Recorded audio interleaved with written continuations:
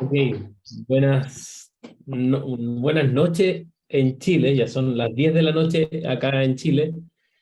A ustedes todavía está terminando su tarde, comenzando la noche, siendo las 8 de la noche allá en Perú.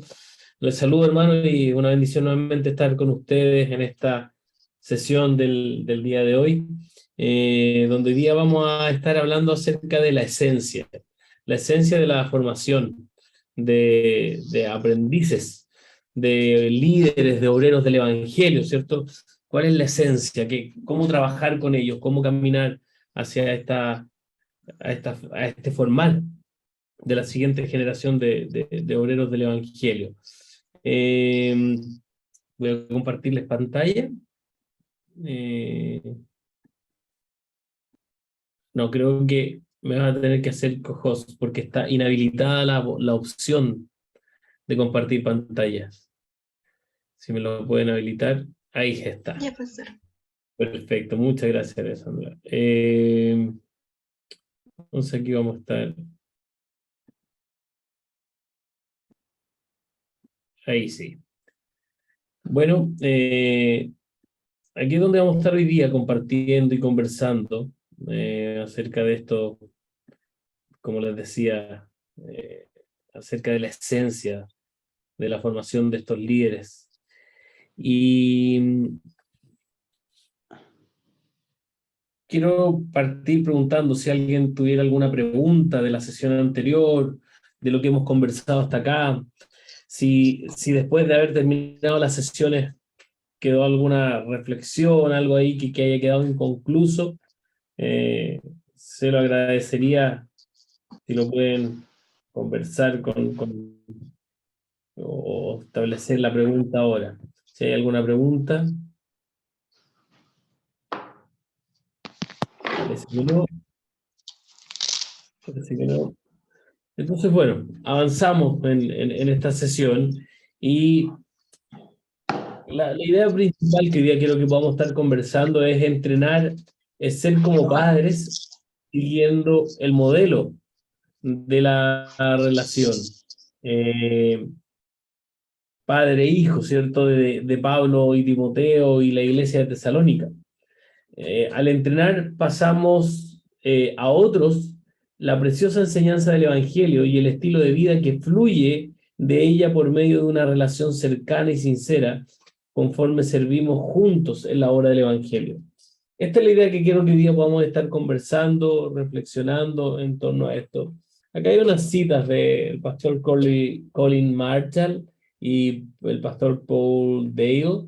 El pastor Colin dice, lo que, lo que dice es que para que todo ministro pueda ser un mejor predicador necesita ser un buen entrenador. Qué idea más interesante, porque tiendo a pensar que el entrenamiento es algo que hacemos como algo adicional, pero lo que tú dices es que es totalmente esencial, es lo que dice Colin Marshall, y el pastor Paul Day le dice, así es. Creo que como predicador lo que hacemos es interpretar el texto y a las personas, y para interpretar las personas es necesario ser un buen entrenador. Es un poco lo que ellos están planteando. Y creo que la esencia de la formación de aprendices es formar a otros. Es como criar hijos. Es amar a otro lo suficiente como para desear verlo crecer y florecer. Y es estar dispuesto a trabajar fielmente y a largo plazo hasta lograr, con la misericordia divina, que ello ocurra. Se aprende por imitación y por instrucción. Sin embargo, la mejor capacitación suele darse por osmosis. ¿Qué significa esto de la osmosis? La osmosis es cuando, y esto tiene que ver también con algo científico, está comprobado que el mayor porcentaje de aprendizaje que el ser humano tiene no es porque se lo enseñaron, sino porque lo atrapó. Lo atrapó literalmente. Mientras lo vio, lo escuchó, lo tomó y empezó a replicarlo. Y se terminó transformando en un aprendizaje. Entonces, por eso el caminar cristiano no es casual que Cristo haya caminado 3 años junto a sus discípulos. Día y noche, estar juntos. porque fue en ese proceso donde Cristo pudo traspasar verdades del Evangelio, donde pudo traspasar una vida a otros. Entonces, por eso creemos la importancia de cuando estamos enseñando la Biblia, enseñando el ministerio cristiano y formando a otros para el ministerio cristiano, el caminar junto a ellos, que ellos puedan ver cómo se ve, ¿cierto? Que ellos puedan entrenar cómo ellos van a salir a la cancha el día de mañana. Entonces, y esto tiene que ver con la esencia de la formación de aprendices, solemos pensar en la formación de aprendices como un programa estandarizado. Y eso es lo que creo que a veces ha consumido el tiempo y las energías de la iglesia. Llenar la iglesia con programas o descubriendo el último gran programa para poder implementarlo en nuestra congregación y a veces fallado, no resultado. Y es porque hemos sido y estamos en una cultura tan pragmática que, que copiamos programas y tratamos de ver cómo lo hizo el otro para ver si yo lo aplico a lo mío. Entonces tomamos un potencial líder cristiano y lo ponemos en un programa de 2 años de duración y saldrá al otro extremo listo para el instituto bíblico y el ministerio. No, esto no es un programa, es cómo caminar en todo lo que hacemos junto a otros, que otros puedan crecer, que otros puedan aprender, que otros puedan vivir la vida cristiana.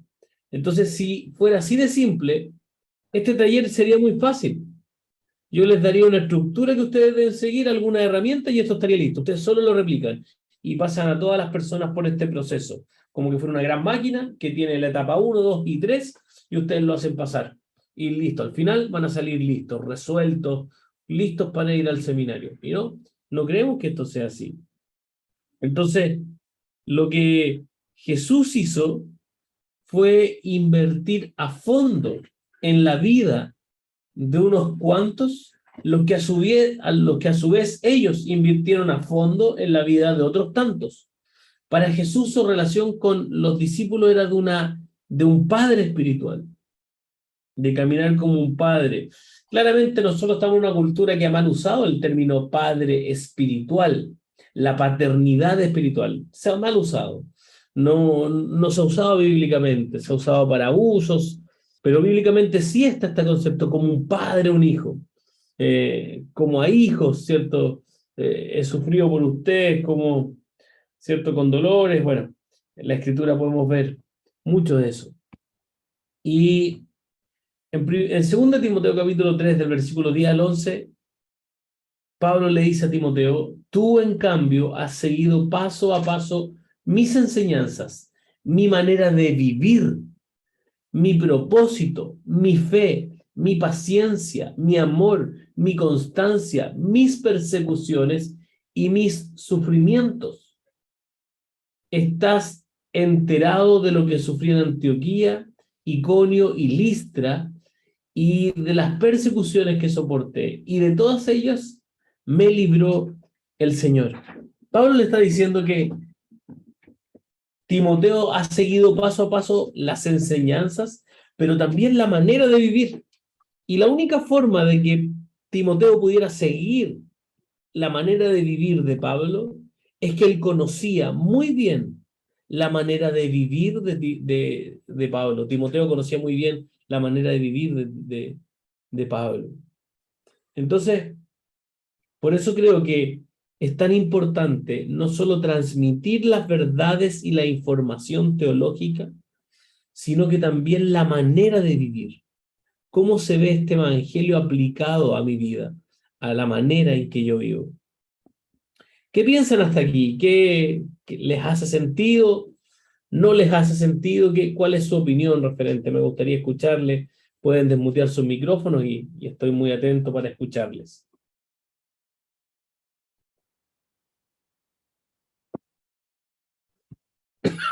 Ustedes logran ver a través de este texto la importancia no solo de transmitir una información, sino que transmitir la vida. ¿Ustedes logran ver esto? Sí, sí puede ser. Yo creo que es importante que si bien el conocimiento es fundamental quizás para tener cierta autoridad en ámbitos, y es bueno, pero este conocimiento pues se ve reflejado en la práctica, ¿no? Si verdaderamente tú sabes tales cosas, sabes el carácter de Cristo, el amor, entonces tienes que llevarlo a la práctica. Tiene que verse reflejado y así también los demás, en ese caso como Timoteo era con Pablo, va a poder como que copiar ello, ¿no? No sé si copiar es la palabra, pero sí, algo así. Pero sí, sí, sí, tiene mucho sentido copiar. Nosotros solemos imitar. No sé si a usted le ha pasado que ustedes se hacen muy amigos de una persona y después sus gestos, sus frases, uno las empieza a decir y es una copia inconsciente, no es que yo le quiera copiar, pero estamos tan juntos que empezamos a parecernos. Entonces, cuando nosotros caminamos juntos, y esto es lo peligroso del entrenar y del abrir tanto nuestro corazón y nuestro caminar con otros, porque tanto nuestras buenas cosas como nuestras malas cosas también las vamos a traspasar. De hecho, me acordaba mientras hablaba Alessandra, yo tuve un aprendiz ministerial, un joven que fue 2 años aprendiz a tiempo completo aprendiendo el rol pastoral. Él trabajaba al lado mío, su rol era estar al lado mío y mi agenda estaba diseñada pensando en entrenarlo y la iglesia también es parte de este entrenamiento, por ende, eh, la iglesia lo sabía, entonces si yo tenía una consejería, eh, no en todas las consejerías, pero si había una consejería, muchas personas permitían que David pudiera estar ahí, que era mi aprendiz, para aprender acerca de la consejería. Entonces la iglesia estaba preparada. Y recuerdo que, yo no sé si ustedes recuerdan ese pasaje bíblico cuando dice que si yo como pastor no sé gobernar mi casa, yo no puedo gobernar la grey del Señor. Literalmente la escritura hace entender que mi primera iglesia como pastor es mi familia y luego la iglesia, como la iglesia es que debo pastorear. Porque si yo no sé gobernar bien la iglesia, yo puedo tener mi familia y puedo gobernar mi familia. Pero si yo no sé gobernar mi familia, no puedo gobernar la iglesia. Estoy inhabilitado, según la palabra del Señor. Entonces, la familia es la primera iglesia. Y recuerdo que a veces David pasaba mucho tiempo en mi casa porque es donde lo entrenaba. Y a veces estábamos leyendo la Biblia y en ese tiempo mi hijo Matías tenía, eh, tenía 2 años, ¿cierto? 1 año, 2, 3 años, estaba pequeñito, recién aprendiendo a caminar. Y a veces estábamos estudiando, estábamos en mi casa, estábamos estudiando la Biblia y llegaba mi hijo Matías a decirme que necesitaba mi ayuda importante, que era muy importante que yo le pudiera ayudar. Y la ayuda que él necesitaba es que yo le sacara a Spider-Man o Hulk, estos muñecos, estos juguetes de ellos, del estante de él que estaba muy alto y él no lo alcanzaba. Y esa era la gran ayuda. Y David, mi aprendiz, se molestaba mucho porque él sentía que interrumpió un momento tan importante. Estábamos los dos reflexionando de la palabra de Dios y venía mi hijo e interrumpía. Y a él le molestaba. Y él un día estuvo en uno de estos entrenamientos como el que ustedes están teniendo hoy, estas sesiones como esta, y él escuchó que mucho del entrenamiento era por medio de modelar. David se daba cuenta que a veces yo estaba conversando con alguien, mi hijo sabe que no debe interrumpir cuando hay una conversación, pero a veces si él necesita algo, yo voy a estar dispuesto para él. David sabía que si yo estoy conversando con alguien y mi esposa me llama por teléfono, yo voy a contestar el teléfono. Mi esposa nunca me llama por algo que no es importante. Si sabe que estoy en reuniones, nunca me va a llamar por algo que sea una liviandad. Entonces yo contesto y le pido a la persona, perdón, permiso, tengo que atender a mi esposa. Y la voy a atender. Voy a atender a mis hijos. Son mi primera iglesia. Esto puede ser chocante para uno, pero para David era chocante y le molestaba.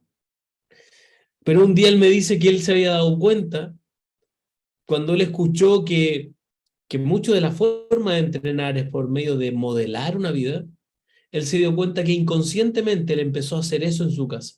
Cuando su hijo le pedía algo, él le ponía atención. Cuando él estaba en una reunión y su esposa lo llamaba, él le contestaba. Lo que a él le molestaba, él también lo empezó a ejecutar. Y algo muy interesante es que yo nunca le tuve que decir que él tenía que su casa estar sujeta a él, o si no, no podía ser un pastor del Evangelio. Yo nunca se lo tuve que enseñar en detalle, pero él lo vio y lo atrapó y empezó a ejecutarlo en su vida. Y él empezó a vivir de esta manera. No tuve que darle una cátedra o una clase acerca de cómo sujetar a su familia, cómo servir a su familia. No, nunca tuve que enseñárselo. Él lo vio, lo atrapó y lo empezó a ejecutar en su propia familia. Entonces, por eso creo que es importante no solo traspasar la enseñanza, sino que traspasar nuestra manera de vivir. Yo te puedo dar un buen libro de crianza, pero donde tú más vas a aprender de crianza es cuando tú veas. De hecho, hay un matrimonio joven en mi iglesia que hoy ella está embarazada, están esperando un bebé. eh, y ella decía que ella creía que era imposible que los niños se acostaran temprano, era imposible esa dinámica, eso solo uno lo ve en la televisión, que los niños se acuestan temprano. Pero ellas empezaron a ver y ser cada vez más cercanos a nosotros. Y ellos aprendieron, de hecho ellos aprenden mucho de nuestra crianza. Y ellos aprendieron a acostar. Mi hijo se acuesta a las 7 de la tarde, porque a las 7:30, 8 de la noche él ya está durmiendo. Y tenemos esa dinámica de que los niños se acuestan temprano, porque es saludable para ellos, porque al otro día mi hijo cuando se tiene que levantar al colegio, yo no tengo que despertarlo o poner una alarma, porque él está descansado y despierta solo para ir al colegio, a los 7 años de edad. Porque está descansado. Pero también es bueno para mi esposo y para mí, porque tenemos un tiempo solo, de donde conversamos, podemos ver una película, comemos algo rico, no sé, etcétera. Pero es un tiempo para nosotros. Es un tiempo donde juntos nos ponemos de acuerdo cómo seguir criando a nuestro hijo. Entonces David fue atrapando todas estas cosas. Y este matrimonio joven se dio cuenta que sí es posible acostar a los niños temprano. No es solo en la televisión. Lo pudo ver. Entonces, es ahí la importancia de el traspasar la manera de vivir. El libro El enrejado y la vid tiene una cita que dice, igualmente los aprendices necesitan conocer el corazón de sus maestros, sus pecados y confesiones, sus temores y su fe, su visión y su realidad, sus éxitos y sus fracasos. La vida y el ministerio del maestro son un modelo para el aprendiz, no de perfección, sino de deseos de agradar a Dios en envases terrenales. Por eso es necesario que compartamos nuestras vidas de manera sincera y abierta. Mire lo que dice 1 Tesalonicenses 2, del 7 al 8. Los hemos tratado con ternura, con el mismo cuidado de una madre a sus hijos. Tan grande es nuestro amor por ustedes que hubiéramos querido entregarles no solo el Evangelio de Dios, sino que también nuestra propia vida. A tal grado hemos llegado a amarlo. Traspasar la vida, no solo la enseñanza. Entonces creo que hay un énfasis bíblico. El pastor Gordon Cheng, también de Australia, precursores de estos movimientos de aprendices ministeriales, él dice, la persona cuyo ejemplo seguimos es Jesucristo. Pablo dice, imíteme a mí como yo imito a Cristo. Cuando pasamos un par de años con alguien, hacemos un profundo impacto en sus vidas. Entonces, cuando nosotros dedicamos tiempo en la vida de las personas, vamos a generar un impacto en sus vidas. Dios, si tú estás en un rol ministerial, en un rol de liderazgo, te ha permitido darte dones y capacidades y comprensiones bíblicas que tal vez otros no tienen. Entonces, si tú pasas tiempo al lado de ellos, tú vas a bendecir sus vidas. Quiero un poco hablar de esto, de la relación de entrenamiento. Hay un libro que se llama Cómo pastorear el corazón de tu hijo. ¿Qué te parece este modelo de la vida y de las relaciones del pastor o del líder o de este entrenador, cualquiera sea tu rol? ¿Cómo tú entrenarías pensando en que la persona que tú estás entrenando es tu hijo y tú eres su padre o su madre? ¿Qué piensan de eso? ¿Cómo ustedes lo pastorearían? ¿Cómo ustedes caminarían con él? ¿Qué cosas ustedes estarían más atentos? ¿Qué cosas creen que un padre pone cuidado cuando enseña a su hijo? ¿Qué piensan ustedes?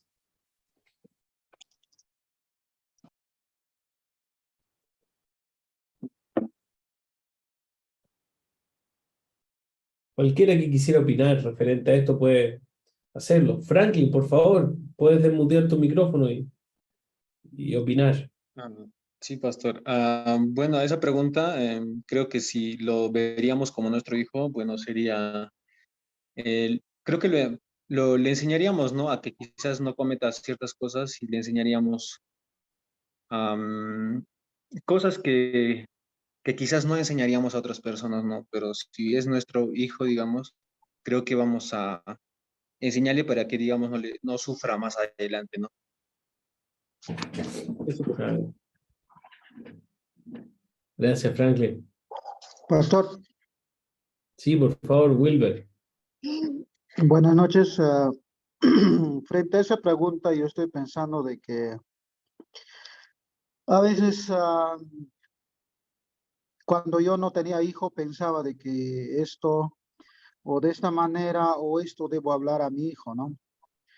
Pero sin embargo, cuando tuve mi hijo, pensé, mi hijo no me va a entender o poco me va a entender cuando yo voy a hablar mucho, sino que lo primero tendré que demostrar con mi ejemplo, con mi actitud, con mis actos, y los niños a veces ven lo primero es lo que no, o sea, no ven lo que hablas, sino que lo que haces, lo que tú, cómo actúas con tu esposa, con tus familiares, con los hermanos y con la sociedad. Eso es lo que ven, pastor. Sí, Wilber, muchas gracias por compartir. Y claramente nosotros no somos ejemplos de perfección. Fallamos, pecamos, pero en cómo dependemos de Cristo y de su gracia, también estamos enseñando. Aunque pecamos, volvemos a correr a Cristo. Y eso es una forma de enseñar una vida de dependencia, de desesperación por Cristo, de que Él es el único que puede salvarnos, de que Él es el único que puede rescatarnos. ¿Y cómo lo van a saber? Porque lo ven en nosotros. Ven que fallamos, pero volvemos a correr a Cristo. Entonces también es una forma de enseñar aquello. De nuevo el pastor Gordon Cheng dice, empieza en Jesús, se transmite a Pablo, se transmite a Timoteo, se transmite a hombres o personas confiables. Simplemente sigue transmitiéndose, sigue fluyendo, hasta que al final es imposible saber quién fue el abuelo o el bisabuelo. ¿Cierto? ¿Cómo llegó el evangelio a ti? Bueno, Dios usó a alguien. Pero ¿cómo llegó el evangelio a él? Dios usó a otro. Entonces así es como la vida cristiana se ve. Y quiero que un poco pensemos en el ejemplo de Pablo y Timoteo, la forma en que se desarrolló la relación de ellos. Entonces, quiero que me ayuden en esto, y vamos a estar pensando en esto, de cómo Pablo describe a Timoteo, las cosas que hacen juntos, lo que Timoteo observa en Pablo, lo que Pablo envía a hacer a Timoteo. Aquí hay una lista de pasajes bíblicos que no los vamos a leer completos, pero vamos a ir avanzando. Y me gustaría que ustedes pudieran tener sus Biblias para que ustedes vayan viendo el texto. Y vamos a ir un poco explicando algunos de estos textos. Y quiero pasar por ahí por Hechos, ¿cierto? Hechos 14, del 5 al 7, y bueno, el capítulo 19, perdón, 14, del 5 al 7 y versículo 19 al 23. Aquí Pablo, probablemente, ¿cierto? Probablemente Timoteo se convirtió gracias al ministerio de Pablo. Este es el primer viaje misionero de Pablo. Y lo habría visto en Listra durante su primer viaje misionero, en el transcurso del cual Pablo predicó el Evangelio. Fue expulsado de la ciudad y fue apedreado hasta casi morir, para posteriormente regresar a animar a la iglesia y designar ancianos. Esto es lo primero que pasa en ese capítulo. Quiero que ustedes vayan viendo cómo esto va creciendo. Mientras viajaban juntos, Timoteo fue testigo de la enseñanza. ¿Se dan cuenta lo que fue? Fue testigo de la enseñanza y de la manera de vivir, del propósito, fe, paciencia, amor, constancia, persecución, sufrimientos de Pablo. Timoteo siendo testigo de esto. Después en Hechos 16, que el segundo viaje misionero, dice que durante su segundo viaje misionero Pablo llevó consigo a Timoteo para entregar el mensaje de los ancianos de Jerusalén y animar a los creyentes. El primer viaje lo más probable es que Timoteo conoció a Cristo. En el segundo viaje misionero está acompañando al apóstol Pablo. Y esto es lo que Pablo le dice ahí a Timoteo, dice, Pablo aparta a Timoteo para la obra del evangelio mediante la imposición de las manos, es lo que dice en 2 Timoteo. En 2 Corintios, capítulo 1, versículo 19, dice que ellos estaban juntos, Pablo y Timoteo proclaman a Cristo. Ahora Timoteo no solo está mirando lo que Pablo hace, sino que junto a Pablo, ahora él también proclama a Cristo. No sé si están viendo lo que yo veo aquí, ¿cierto? ¿Están viendo esta progresión en el crecimiento del entrenamiento de Pablo? Yo veo esto y yo lo único que estoy viendo es entrenamiento. Pablo entrenándolo, capacitándole, pasando la posta, como esa carrera de relevo, ¿cierto? Que se pasa un palito al siguiente competidor y sale corriendo. En 1 Tesalonicenses 3, del 1 al 3, Pablo envió a Timoteo, su hermano y colaborador en el Evangelio, a fortalecer y animar a la iglesia en Tesalónica ante la persecución de la que era objeto. Ahora Pablo no lo está acompañando, sino que ahora Timoteo es enviado. Un Timoteo que ahora crece, que ha madurado, ¿cierto? En estos versículos en 1 Tesalonicenses, en 1 Corintios, Pablo también envió a Timoteo, su amado y fiel hijo en el Señor, a recordarle a los corintios cómo era la forma de vida de Pablo en Cristo. Imagínense lo que tiene que contar, cómo era la vida de Pablo, pero cómo era la vida de Pablo en Cristo. Al igual que Pablo, Timoteo estaba haciendo la obra del Señor. En Filipenses 2, del 1 al 24, perdón, Filipenses 2, del 19 al 24, Pablo esperaba enviar a Timoteo donde los Filipos porque no tenía nadie más que, como él, se preocupara por el bienestar de ellos. Prueba del mérito de Timoteo es que ha servido conmigo en la obra del Evangelio como un hijo junto a su padre. Eso Pablo dice de Timoteo. Él ha servido a mi lado como un hijo con su padre.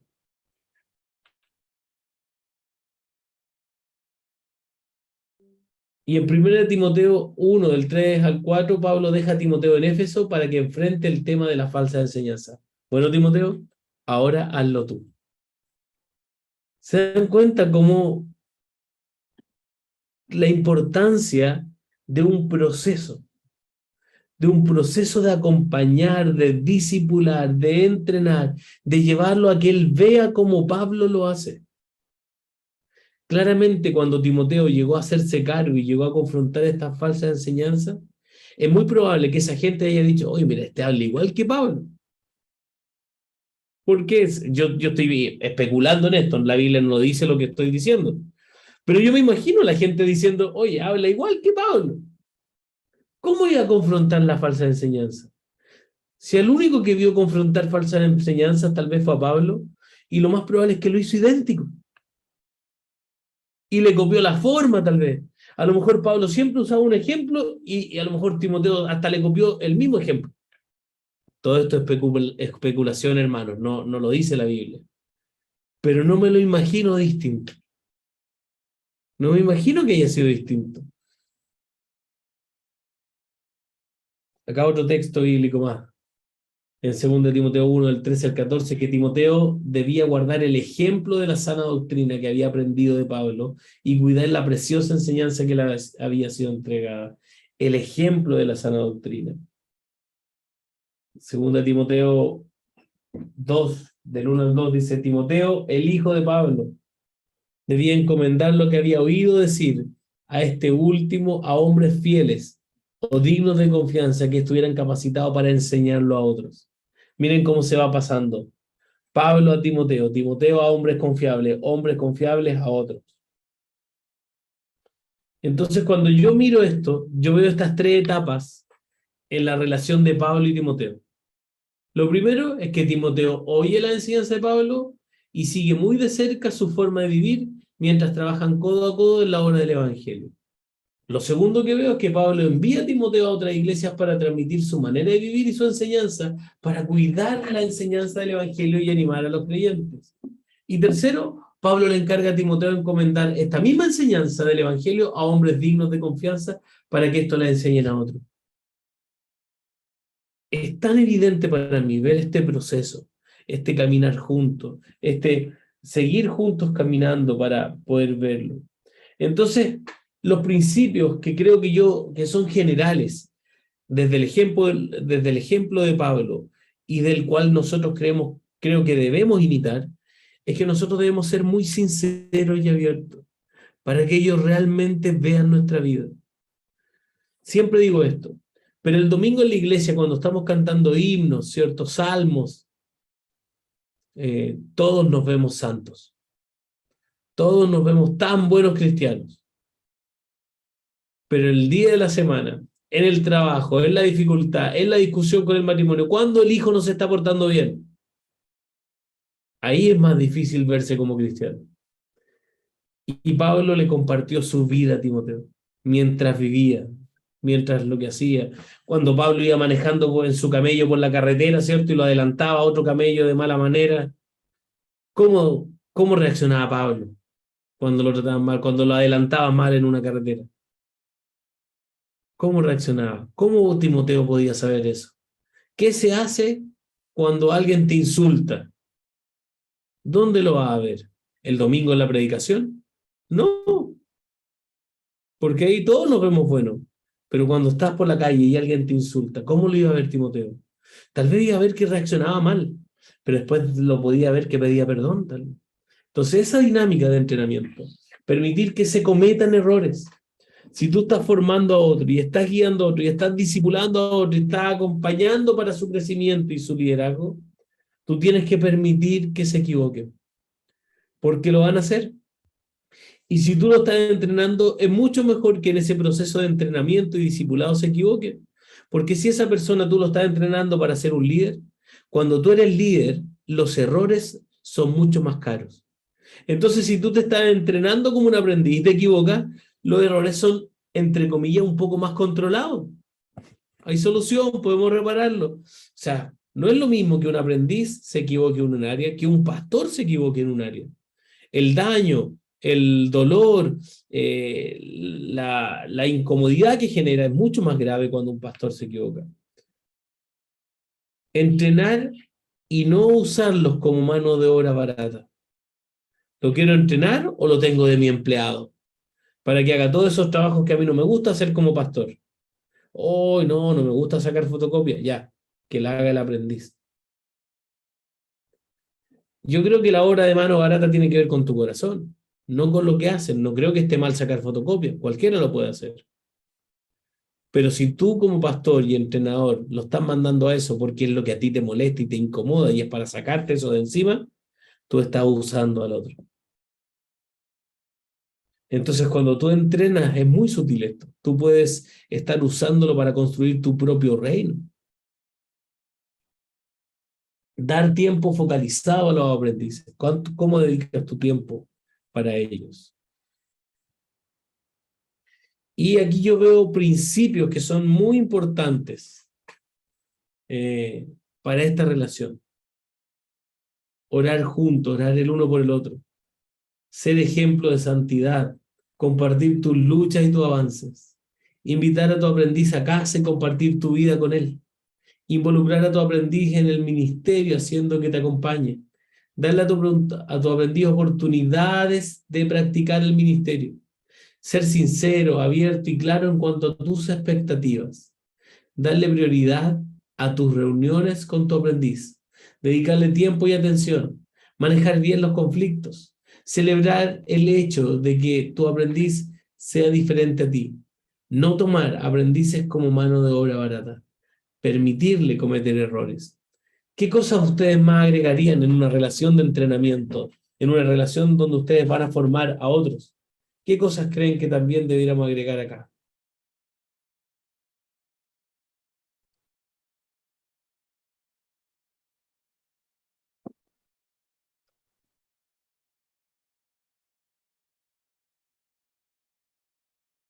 Algo que creas que sea importante en una relación de alguien que ustedes van a entrenar o formar como líder.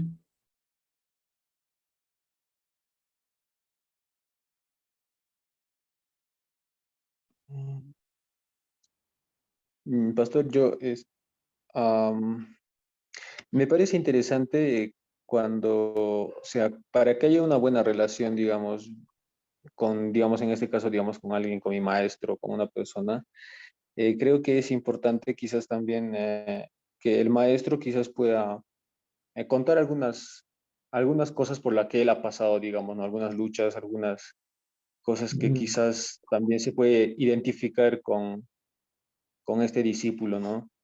Y, o sea, contar, sí, yo pienso que es contar, o sea, tus, tus fracasos también quizás, ¿no? Podríamos decirlo así, para que también no te vea como perfecto, ¿no? No te vea como perfecto y que no claro, cometes tus errores, ¿no?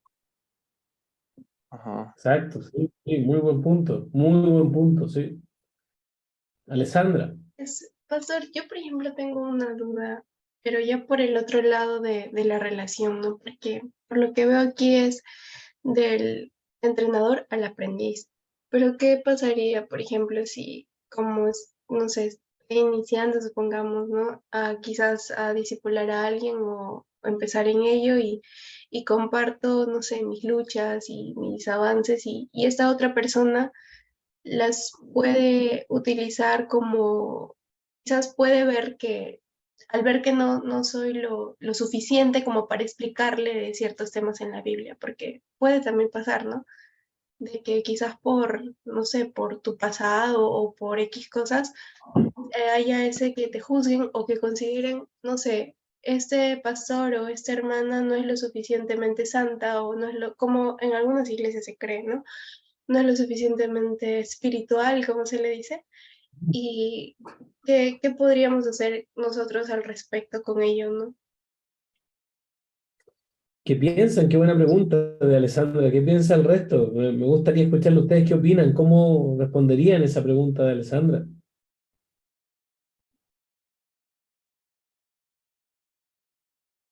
¿Cuánto hay que contar? ¿Qué hay que contar? ¿Hay que contar cosas nuestras o no? ¿Cómo se hace eso?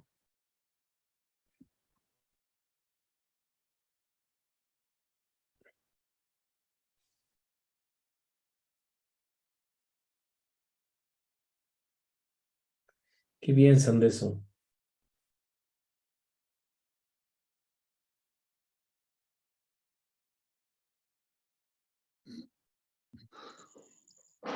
Yo pienso, hermanos, que debemos demostrar lo que realmente somos, ¿no? Eh, es cierto, somos imperfectos, necesitados de la gracia de Dios y no somos perfectos, pero aspiramos a la perfección y la perfección está en Cristo, ¿no? De tal modo que el aprendiz también pueda ver en nosotros una actitud de sinceridad y humildad, ¿no? Que nosotros, al igual que cualquier creyente, estamos necesitados de Cristo, ¿no? ¿Y cómo lo haríamos si esta persona usa en contra de nosotros aquello que contamos? ¿Qué piensan? Yo creo que ahí tendríamos que establecer como un principio de la confidencialidad, ¿no?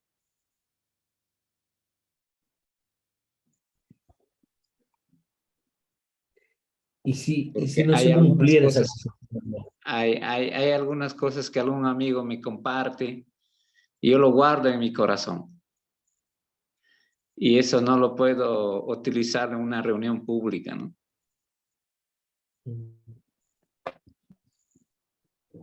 Algunas cosas personales. Claro. ¿Eh? Porque, De hecho, porque ha sucedido, ¿no? Por ejemplo, a veces cuando le cuentas algo íntimo a un pastor o a tu entrenador, a veces el entrenador, sin mencionar tu nombre, utiliza como ilustración, como ejemplo, en el sermón, ¿no? sí. De hecho, aquí hay algunas preguntas, pautas que nos pueden ayudar a compartir. o más bien que como pautas que, que podemos reflexionar. Nuestra vida familiar, ¿cuánto debemos mostrarle a nuestro aprendiz? Y aquí estoy pensando en alguien si lo fuéramos a entrenar para el ministerio, tal vez a tiempo completo, o alguien que puede tener un tiempo y que puede visitarnos en nuestro hogar. ¿Cuánto debemos mostrar nosotros de nuestra familia? ¿Qué piensan ustedes?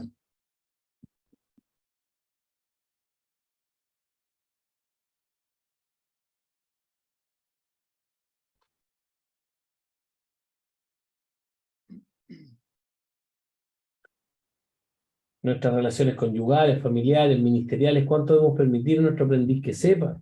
Nuestras luchas personales en cuanto al ministerio y la santidad, ¿hasta qué punto debemos compartirla? ¿Qué sientes en cuanto a involucrar de tal modo a otra persona en tu vida?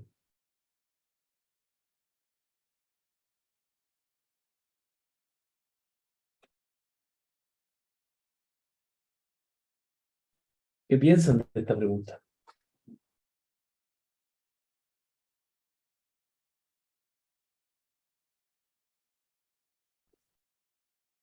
Pueden desmutear su micrófono y conversar acerca de esto. Pastor, sería dependiendo, ¿no? ¿Cómo se llama? Si yo tengo un aprendiz, entonces primero tendría que conocer si tiene esposa o no tiene, si es solo o no, no, si tiene hijo o no tiene hijo, ¿no? Porque dependiendo de eso, yo confiaría o tal vez compartiría mi vida, ¿no? Porque a un joven que no está pensando en matrimonio o no es casado, creo que no tanto estaría contando lo que la vida matrimonial es, ¿no? Y al revés también sería, ¿no? A una persona aprendiz que tiene pareja, que son casados, entonces también ahí compartiría mi vida conyugal, mi vida familiar, ¿no? Y en este tema ministerial, yo veo dos cosas, pastor, porque yo conozco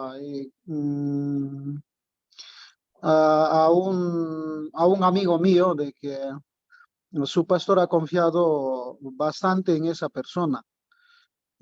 Sin embargo, esa persona aprendió de él, conoció bien a él y también conoció su debilidad, ¿no? Y conociendo su debilidad, él se fue a otro lugar llevando la congregación. Entonces, de esa parte, ¿cuál sería, cómo se llama su comentario? Porque a mí me causó extrañeza porque aprendió de su debilidad o, ¿cómo se llama? Su debilidad se enteró y esa debilidad utilizó para separarse, ¿no? Y a su miembro, ¿no? Oh, qué duro. Franklin, Sí, pastor, respecto a la pregunta, ¿no? ¿Cuánto deberíamos de contarle, digamos, o en este caso el maestro, ¿no? Yo, bueno, depende, ¿no? Depende, por ejemplo, si digamos, en eso que estás compartiendo tiempo, que pasas tiempo, digamos, con esta persona, ves que no sé, que quizás haya pasado alguna situación complicada que esté pasando él, entonces, y digamos, tú también en algún momento hayas pasado, digamos, por esa situación, entonces, le puedes compartir, ¿no? Pero con el único propósito de poder ayudarle, ¿no? Y mostrarle que pues se puede salir, ¿no? Se puede salir de esta situación. Y pero también, o sea, depende, por ejemplo, depende, por ejemplo, a lo que esté pasando y yo puedo ahí, ¿no? O sea, contar algo de mí y también obviamente conociéndole a esta persona bien, o sea, cómo es, ¿no? Si es una persona que quizás tiene malas intenciones, no creo, ¿no? Pero sería, depende del contexto en el que esté pasando, digamos, esta persona y conociéndole también bien a la persona, ¿no? Eso, pastor. gracias, Franklin. ¿Alguien más que quisiera opinar de esto?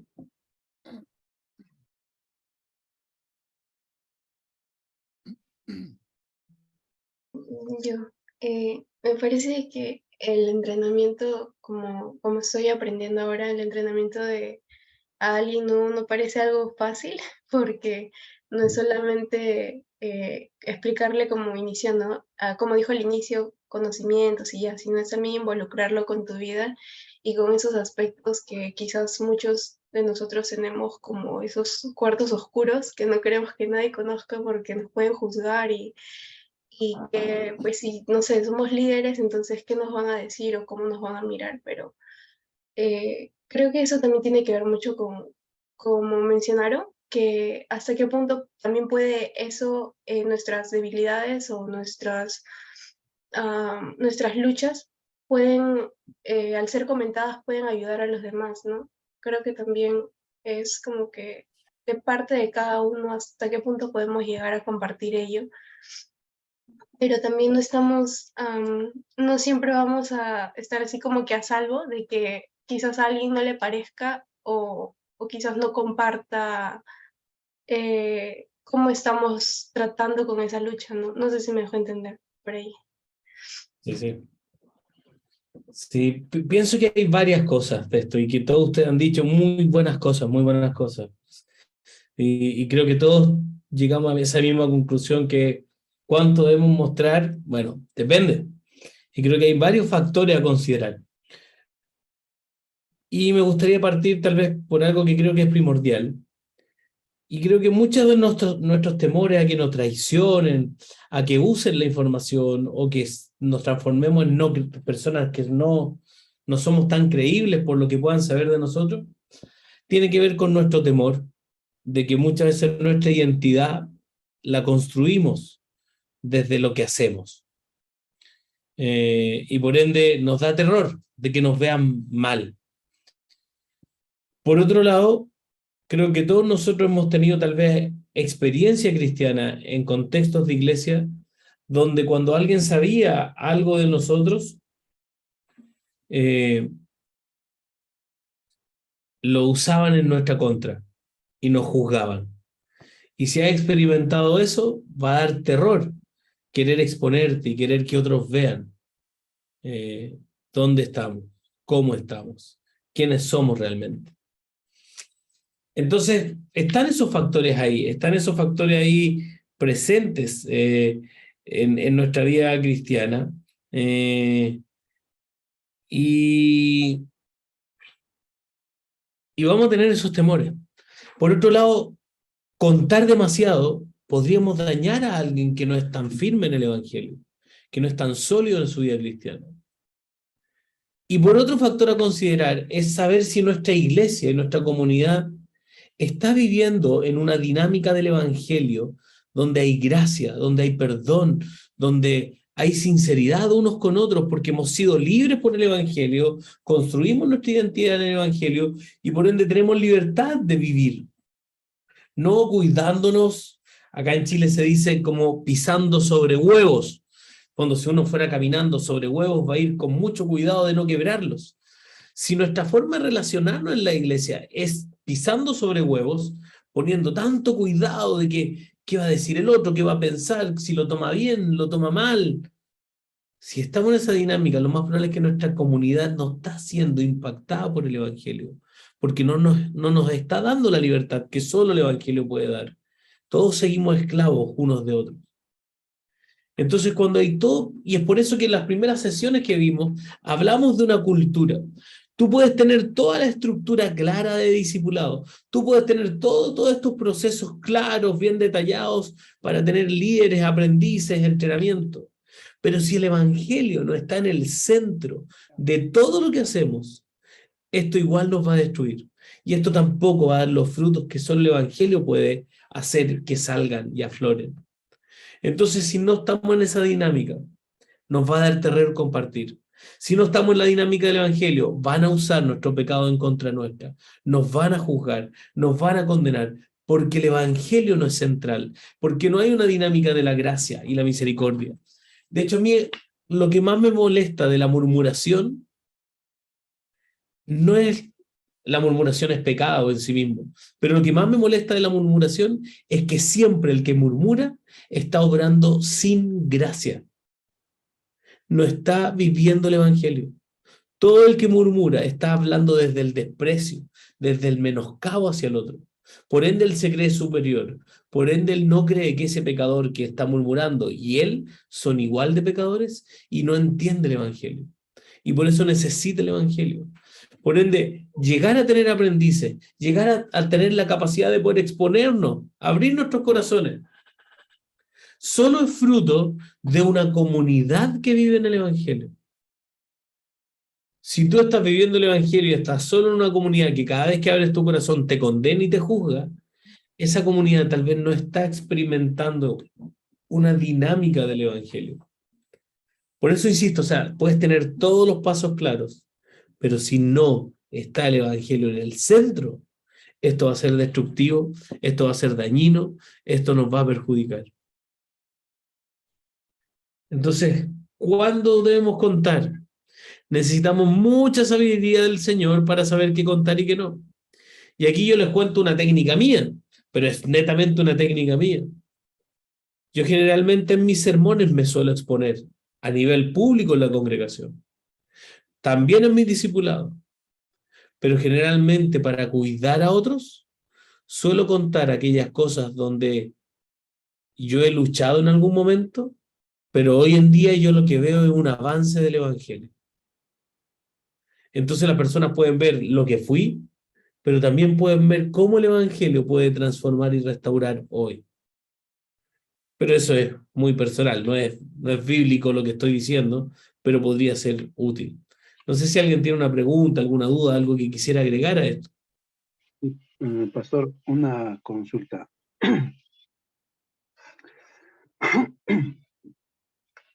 También pienso que, claro, el primer punto es si confiamos mucho en nuestros líderes, ¿no? O hasta qué punto podemos confiar.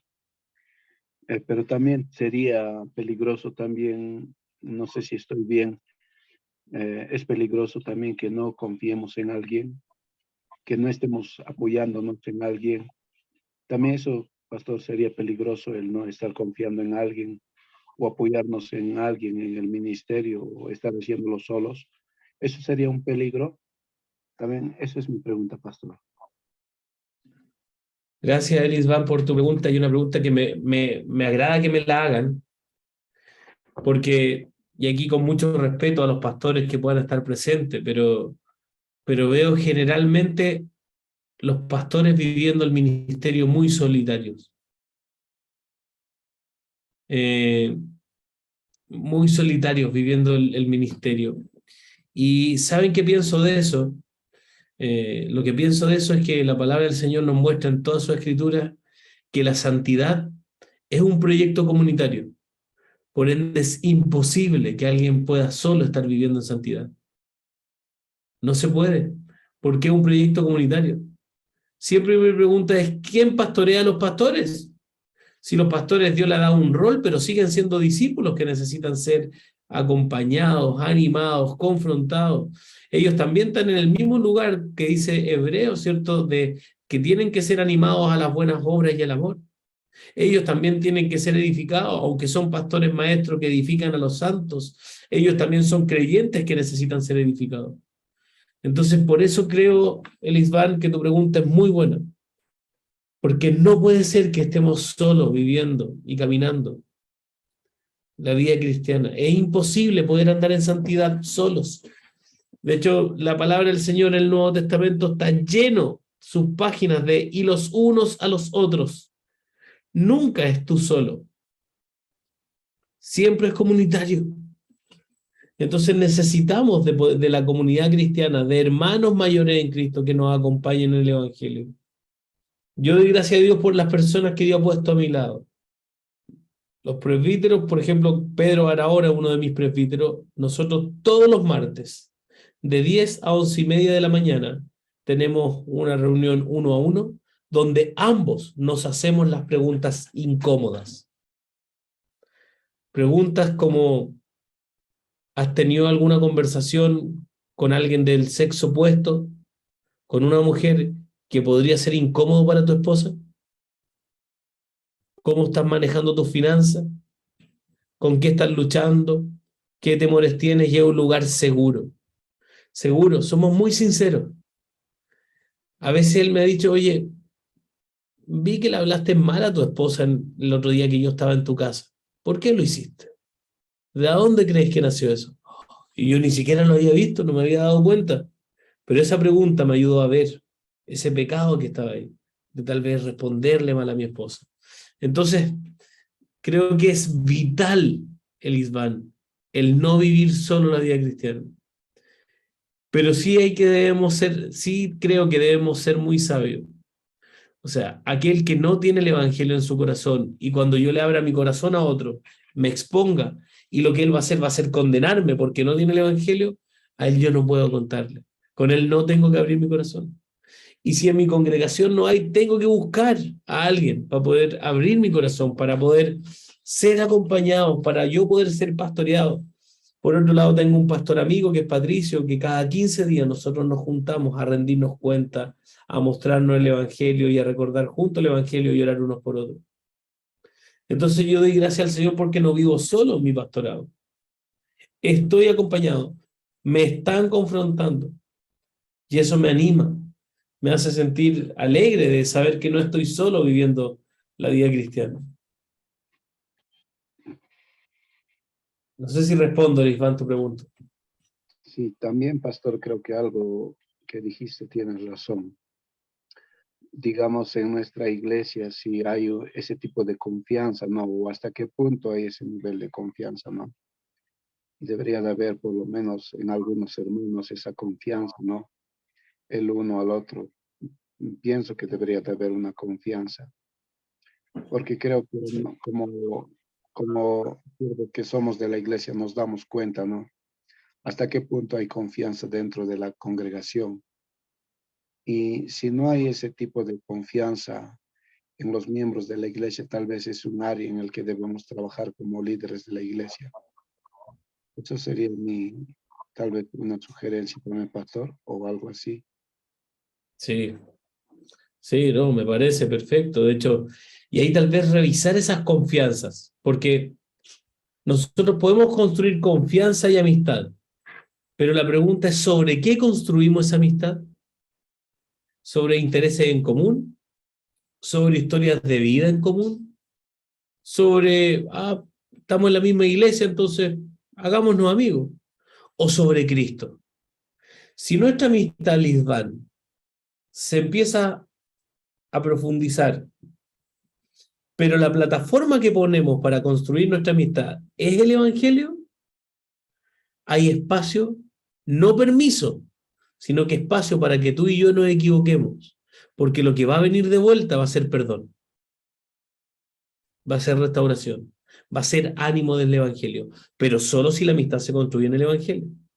Si la amistad se construye sobre los intereses personales, cuando tú ya no me sacias mis intereses personales, yo te voy a desechar como amigo. Yo voy a cuestionarte. Pero si está fundada en el Evangelio, hay gracia, hay perdón, hay reconciliación constante y permanente, porque así es la gracia, es inagotable. De hecho, este mismo ejemplo yo lo pongo cuando viene un matrimonio y me dicen que ya está cansado, él de ella, él se cansó de ella. Y yo le digo, pero ¿cómo te cansás? Y me dijo, no, que yo le he soportado tanto, le he perdonado miles y miles de veces, pero ya no aguanto más. Y yo le dije, suelo decirle, entonces lo que pasa es que lo más probable es que tú perdonabas y aguantabas porque eras resiliente, esta palabra nueva que se usa en la psicología, la resiliencia, la capacidad de soportar. Y yo le digo, claro, tú eres resiliente, pudiste soportar, pero si se agotaron tus ganas de seguir sirviendo, es porque lo hiciste con tu fuerza. Porque si yo lo hago del Evangelio, la gracia es inagotable. La capacidad de perdonar no tiene fin. Distinto es cuando alguien está abusando de la gracia. Yo no voy a tirar la perla a los puercos. Tampoco estoy diciendo eso. Pero cuando yo ya me canso del otro, cuando ya no quiero dar gracia, Cuando yo hablaba de la murmuración, justamente la murmuración es eso. Yo no quiero dar gracias. Yo no quiero amar más al otro. Generalmente cuando alguien se molesta contigo, se molesta porque ya no te quiere amar más. Cuando alguien ha roto una relación contigo, o si tú has roto una relación con alguien, es porque es muy probable que tú ya no estés dispuesto a amar más. Y es por eso que necesitamos una dinámica de la gracia. Podemos tener toda la estructura, pero si el evangelio no está claro en el centro de todo lo que hacemos, va a haber daño y destrucción de igual manera. Entonces, ¿qué tiende a hacer en estas situaciones? ¿Convertir la reunión en una oportunidad para charlar y orar? ¿O transformarla en una sesión formal basada en las tareas, cuando tú te juntas con otros? ¿Qué puedes hacer para combatir la tendencia? Estas son cosas que hago yo cuando estoy entrenando a otros. Abrir la Biblia juntos para leer y analizar algún pasaje. Pregúntale cómo está manejando las presiones de la vida y el ministerio. Pregúntale sobre su devoción, sus relaciones personales y su vida de oración. Pregúntale si hay algo de lo que quisiera hablar. Comparte con él tus propias luchas de manera pertinente y con amor. Y esto es clave. ¿Cómo yo voy a contar una lucha, pero de manera pertinente? Dale alguna lectura teológica y analicen juntos lo que leyó. Analicen cómo le fue en alguna oportunidad ministerial reciente. Hablen sobre cómo le está yendo a las personas a las que están ministrando. Revisa los objetivos de tu aprendiz y ayúdalo a adecuarlas. La próxima sesión vamos a hablar de eso. Oren el uno por el otro y por aquellos bajo su cuidado. Hay algunas cosas que yo hacía en mis reuniones con mi aprendiz. Y son intercambiables. Puede hacer una, puede hacer otra. Y así como se ve un caminar juntos, muy natural. Por ende, como resumen, y de ahí dejar un espacio a preguntas o algo que quisieran comentar. En esencia, el entrenamiento no tiene que ver con estructuras y programas, sino con la relación entre un entrenador y su aprendiz. Una relación que se asemeja mucho a la de un padre con su hijo, y que sigue en el modelo de la relación de Pablo, que Pablo tenía con Timoteo, su hijo, en la obra del Evangelio. La relación entrenador-aprendiz se basa en principios fundamentales como el de proporcionar un modelo de santidad y de crecimiento, invitar a nuestros aprendices a nuestro hogar, a nuestro ministerio, entrenarlos en vez de tratarlos como a mano de obra barata y reunirnos regularmente con ellos de manera individual. Es importante que esta relación comience con el pie derecho. Para ello, protegemos a nuestros aprendices, bueno, con políticas claras y justas, realizando un proceso formal de entrevista y comenzando a desarrollar una sólida relación personal durante los primeros días del aprendizaje. Es algo que hacemos cuando invitamos a personas a ser aprendices. Pero esto tú lo puedes llevar a todo nivel en un entrenamiento y discipulado. ¿Qué piensan? ¿Qué les llamó la atención del día de hoy? ¿Qué preguntas se van? ¿Con qué preguntas se quedan? ¿Qué les gustaría preguntar hoy? Pastor, yo comentaría de que, ¿cómo se llama? En la última parte, bien claro has dicho, ¿no? De que ah, mm, a nuestro aprendiz tenemos que enseñar de acuerdo a la palabra de Dios a la luz de la Biblia, ¿no? Pero también eso es lo que me dijo, lo que nos han dicho en otros cursos también. Pero sin embargo, en mi caso no fue así, ¿no? Sino que ah, a veces cuando hacíamos discipulado y terminábamos de hablar, de conversar, y también venía cosas, puedo decir que cosas de chismoserías, todo eso, ¿no? Y yo a veces de mi maestro un poco me alejé poco a poco porque ah, a veces algunos caen a eso, ¿no? Y era peligroso para mí. Y no seguí más porque otras cosas o otras como otras conversaciones ya se metían, ¿no? Y por eso yo pienso de que cuando somos los mentores o un coach, creo que debemos basarnos en nuestro objetivo principal, ¿no? Y lo secundario tal vez dejarlo, ¿no? Porque sería peligroso, ¿no? Porque en mi vida yo pasé eso, ¿no? Claro, exacto. Sí, sí, sí. Y de hecho, también nosotros debemos ser cuidadosos de cómo nuestras historias de vida nos marcan y no necesariamente se va a repetir la historia. Y por eso vuelvo a insistir, si el Evangelio no está en el centro, vamos a tener experiencias tal vez no gratas, no buenas, que se van a distorsionar. Y es por eso que nosotros debemos construir relaciones del Evangelio en nuestra congregación, en nuestra manera de relacionarnos.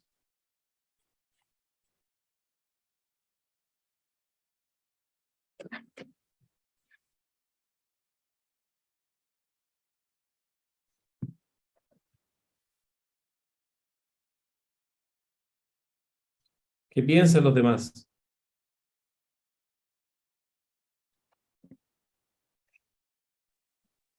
Franklin, por favor.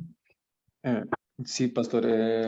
Yo había escuchado, y creo que tenía mucha razón cuando decía, cuando había escuchado esta parte donde para que, digamos, una relación, o sea, hay una buena relación, hay una buena conexión, ya sea de amistad o de amigo, es que no siempre uno tenía que estar de acuerdo con lo que decía la otra persona, ¿no? Sino que, o sea, no todo es decir sí, sí, está bien, y, y decía él, ¿no? Cuando, digamos, hay, digamos, puntos distintos de diferentes maneras de verlo, ¿no?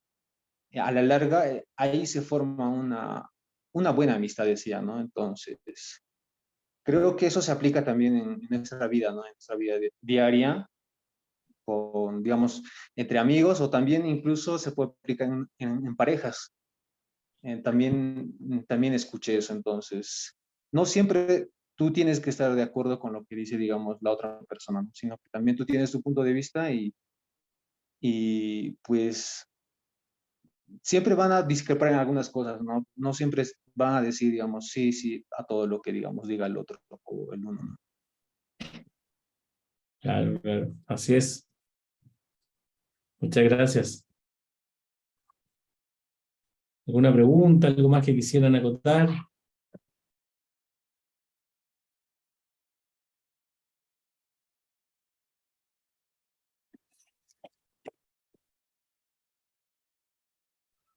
Pastor Eleazar, buenas noches. Tengo una pregunta.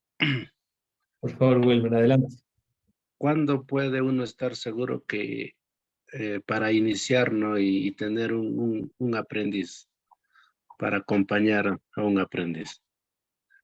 ¿Cómo saber que estamos preparados ya?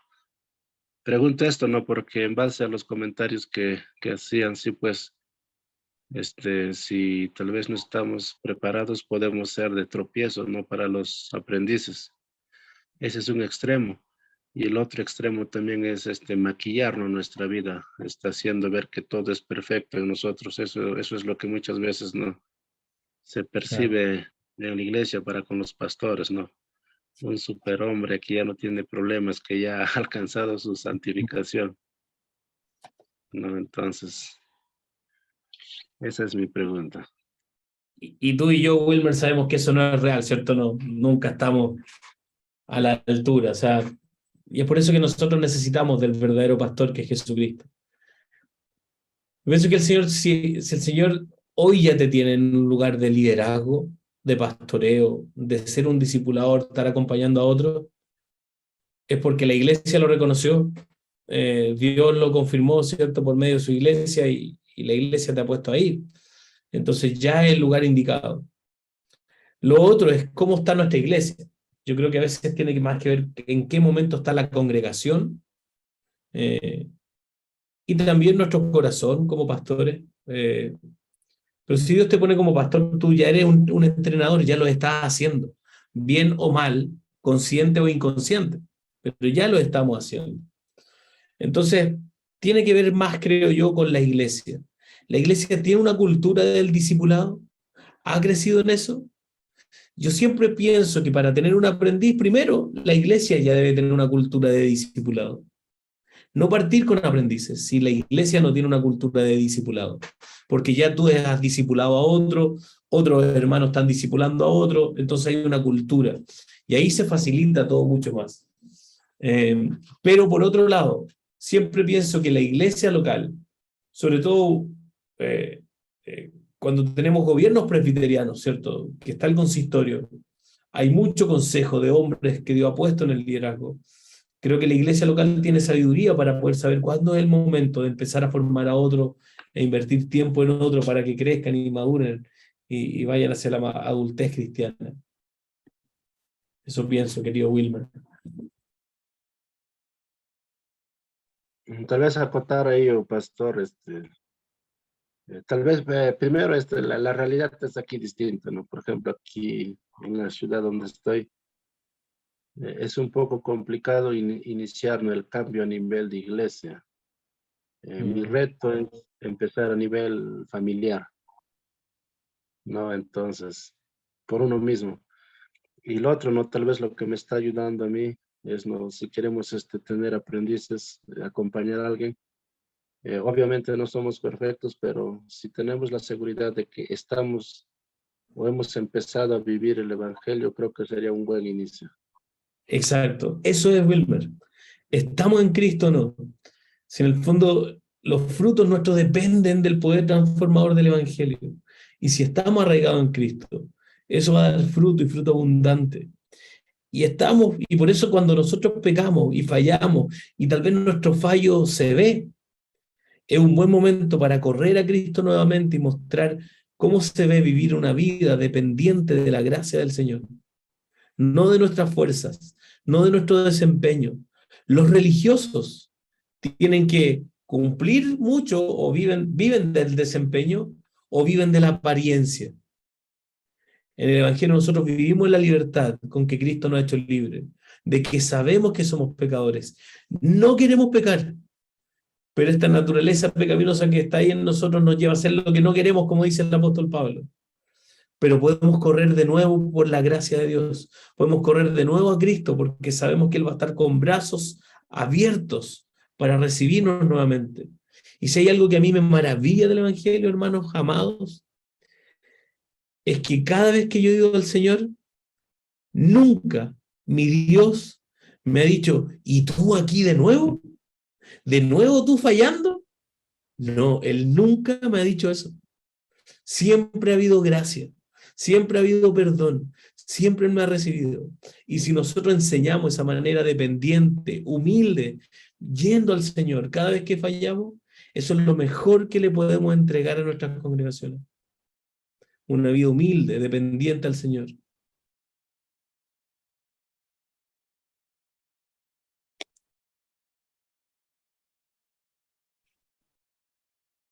¿Alguien más? ¿Algún comentario final? Ya estamos terminando. Si no, le entrego a Walter. Elisban tiene una palabra para eso.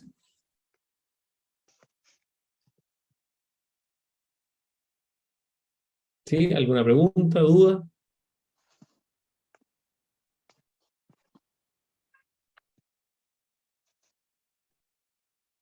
No, pastor, muchas gracias más bien por la enseñanza de hoy y gracias porque justo ahorita lo último que menciona tiene que ver también con que vivimos en libertad, ¿no?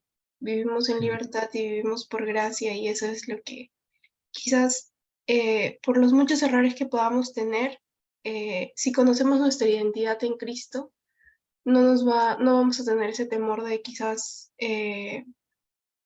tener ese miedo a ser juzgados, porque también tiene que ver con el orgullo que quizás podemos tener nosotros, ¿no? Pero si sabemos que todo lo que hacemos y todo lo que mostramos es para la obra de Cristo y también es Él, no nosotros, es más de Él, menos de nosotros. Entonces, vamos a saber por qué camino si el camino en que estamos yendo es el correcto, ¿no? Así es. Muchas gracias, Alessandra. Bueno, eso sería por hoy. No sé si alguien, Walter, te entrego a ti, Alessandra, quién va a terminar el día de hoy. Y yo agradecerles nuevamente por este tiempo que en lo personal me anima mucho, me edifica, me llena de mucho gozo. Así que muchas gracias.